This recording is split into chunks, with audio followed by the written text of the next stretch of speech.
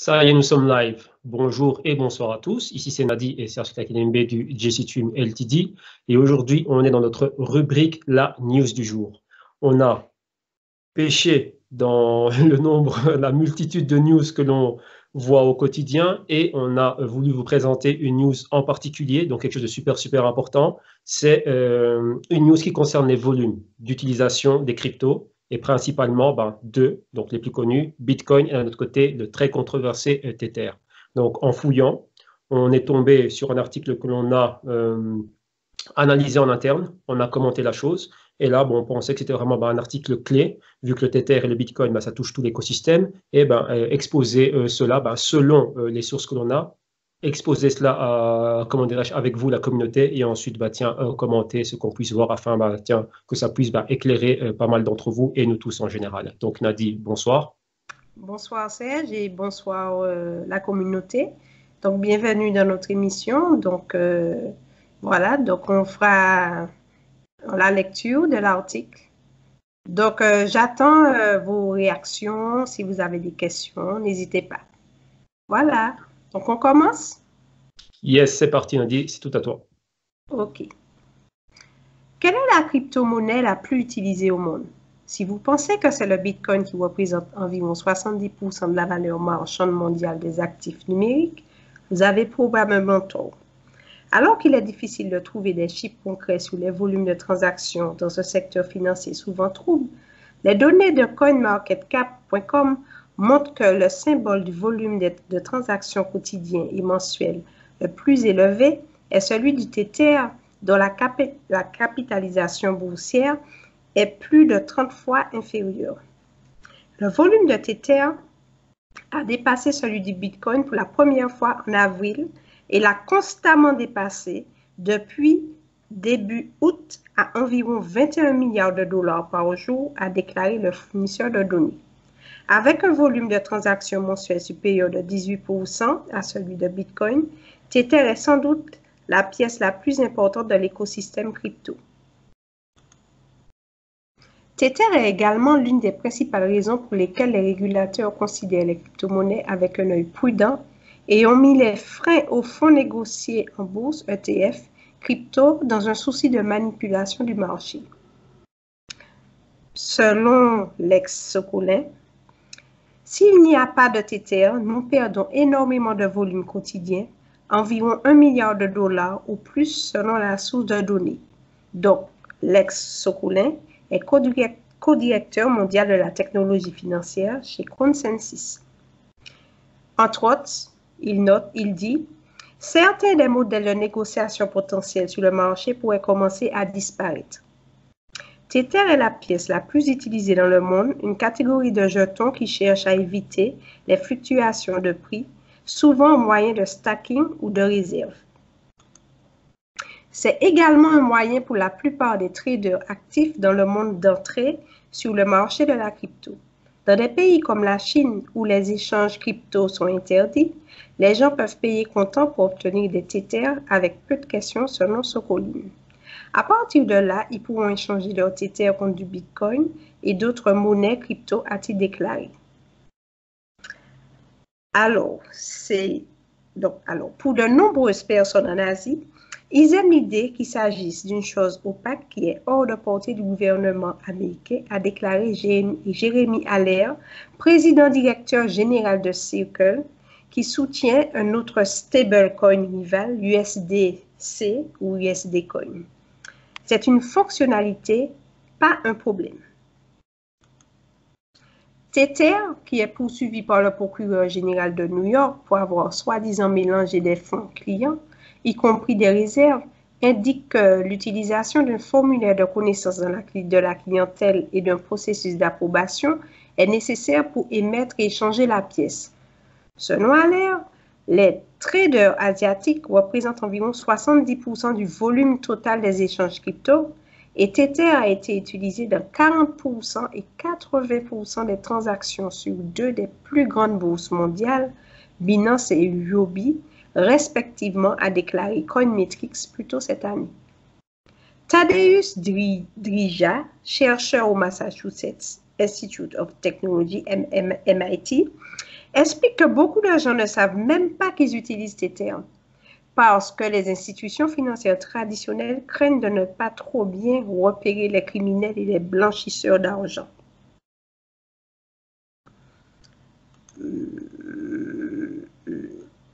Voilà. La plupart des exchanges crypto n'ont toujours pas de compte bancaire et ne peuvent pas détenir de dollars pour le compte de leurs clients. Donc, ils utilisent Tether comme substitut, a déclaré Drija. Je ne pense pas que les gens fassent réellement confiance au Tether. Je pense que les gens l'utilisent sans se rendre compte qu'ils l'utilisent et pensent plutôt qu'ils ont des dollars réels dans un compte bancaire quelque part, a déclaré Drija. Certains exchanges étiquettent mal leur page pour donner l'impression que les clients détiennent des dollars au lieu de Tether, a-t-il déclaré. La façon dont Tether est géré et gouverné en fait une boîte noire.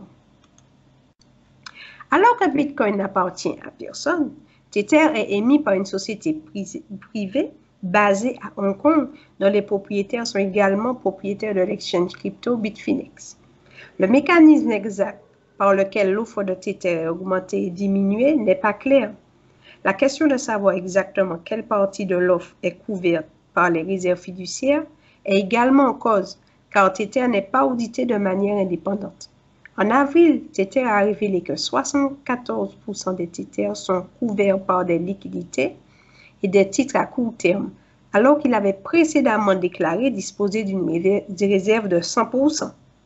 La révélation faisait partie d'une enquête en cours sur l'affaire Tether menée par le procureur général de New York, qui accusait les entreprises de dissimuler une pièce du dossier afin de masquer la perte de 850 millions de dollars de fonds confondus de clients et des sociétés. John Griffin, professeur de finance à l'Université du Texas à Austin, a déclaré que la moitié de la hausse du Bitcoin en 2017 résultait d'une manipulation du marché à l'aide du Tether.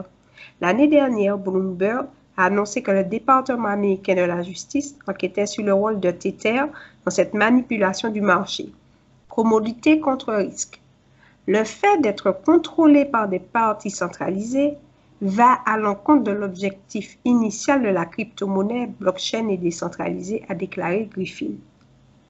En évitant les pouvoirs du gouvernement, la stablecoin place la confiance entre les mains de grandes entreprises de technologie qui ont une responsabilité mixte.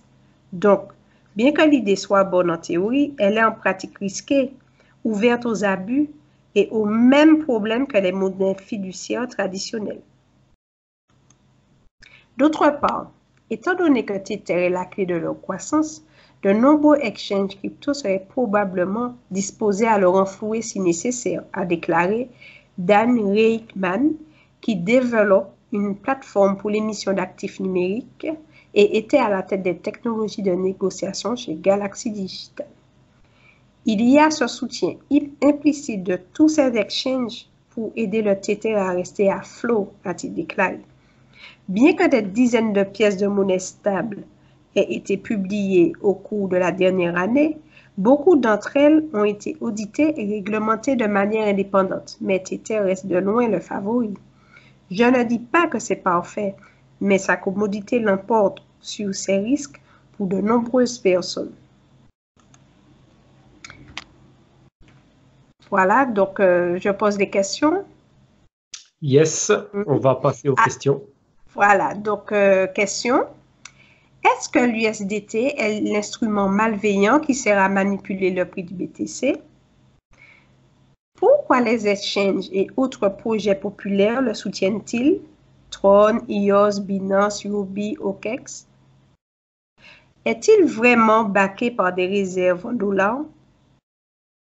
Va-t-il être le catalyseur d'une méga chute des cours s'il s'avérait qu'il soit réellement problématique? Yes. Donc, un grand merci à Nadi. Donc là, comme vous voyez, il y a pas mal de questions qui se posent. Donc, l'article est court, il va direct au grain et il soulève réellement les problèmes qui entourent le Tether. Et il y a pas mal de zones nébuleuses, donc des zones d'ombre, et on ne sait réellement pas ce qui est en train de se passer. Donc, on se pose des questions. Et on voit bel et bien que les volumes en USDT sont des volumes considérables lorsque l'on regarde. Nous, c'est ce qu'on fait lorsqu'on fait nos analyses et nos rapports trimestriels.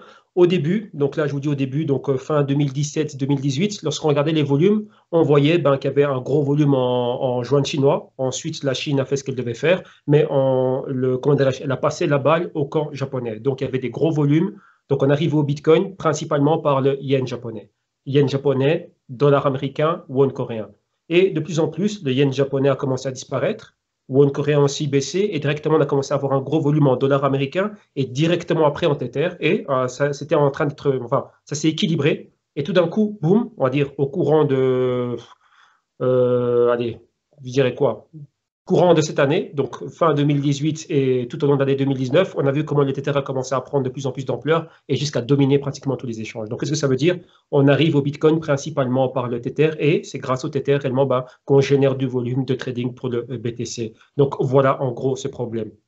Si vous cherchez dans le canal public, donc dans ce canal, vous allez voir qu'il y a une vidéo que j'ai faite spécialement parlant du Tether et avec les problèmes qu'il y avait au niveau du Tether. Donc ce problème de backing. Est-ce qu'on a réellement 100% des réserves qui backent le nombre de Tether qui sont en circulation? Donc c'était un gros problème. On a bien vu que dans la vidéo, j'avais mis en évidence la boîte qui était censée faire un audit, donc une boîte indépendante, une tierce partie indépendante qui allait venir auditer les comptes du Tether pour être sûr que, voilà, un exemple, on a 10 Tether qui sont en circulation, on a $10 bloqués dans tel compte bancaire. Donc ça n'a jamais été fait. La boîte a tenté de faire cela à maintes reprises et rien du tout.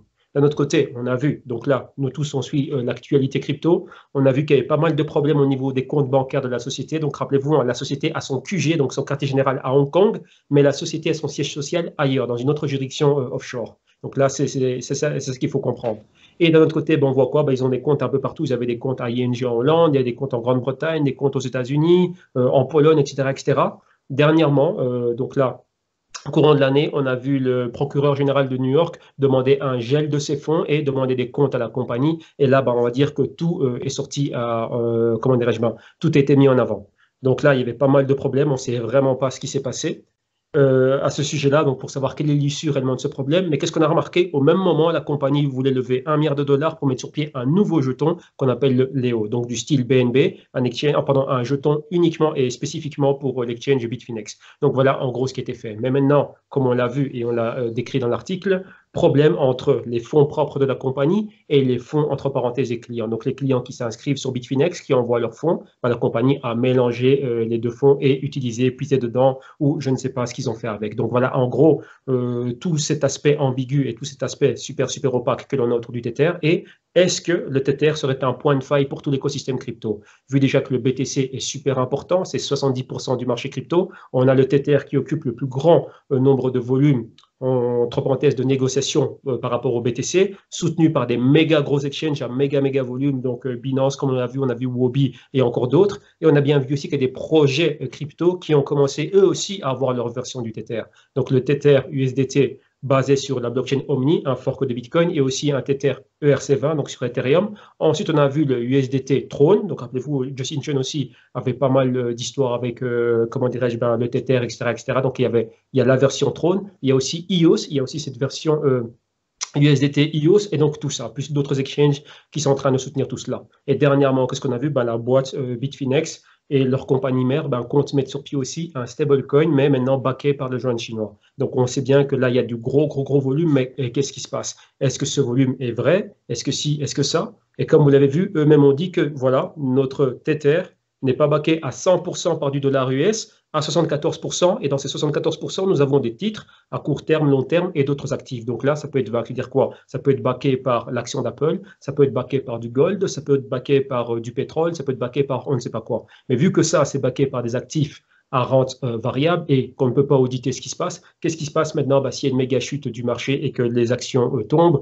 ou que le pétrole tombe ou quel que soit le bon des temps, enfin soit l'actif qu'ils ont pris comme collatéral pour soutenir cet Ether, qu'est-ce qui se passe à ce niveau-là? Donc vous voyez que comme ils disent bien, ça va à l'encontre de tout ce qui est blockchain, décentralisation, et transparence, etc., vu qu'on ne sait pas. Donc ça c'est quelque chose de super important qui nous concerne tous. On est tous dans ce marché, du moins je le pense, ou du moins on est tous là en train de le suivre. Donc nous, on est dans ce marché, on est investi dedans.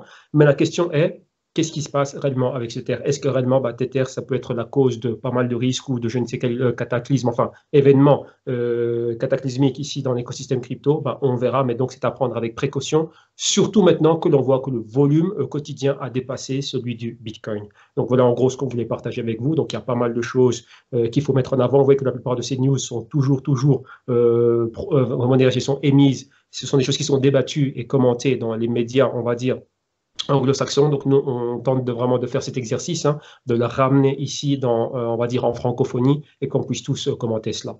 Donc un grand merci à Nadi pour sa contribution et merci à vous tous pour soutenir, commenter et être là au rendez-vous. Donc un grand merci à tous. Nadi, le mot de la fin, c'est pour toi. Et voilà, merci de nous avoir écoutés. Et puis, donc, on se revoit en principe samedi. Voilà. Donc, bon début de semaine. Voilà. Ok, merci à tous. Bye bye. Et rendez-vous au Bitcoin Co en fin de semaine. Et à une prochaine news du jour, on verra ce qui nous passera sous la main. Merci à tous. Ciao, ciao. Bye bye.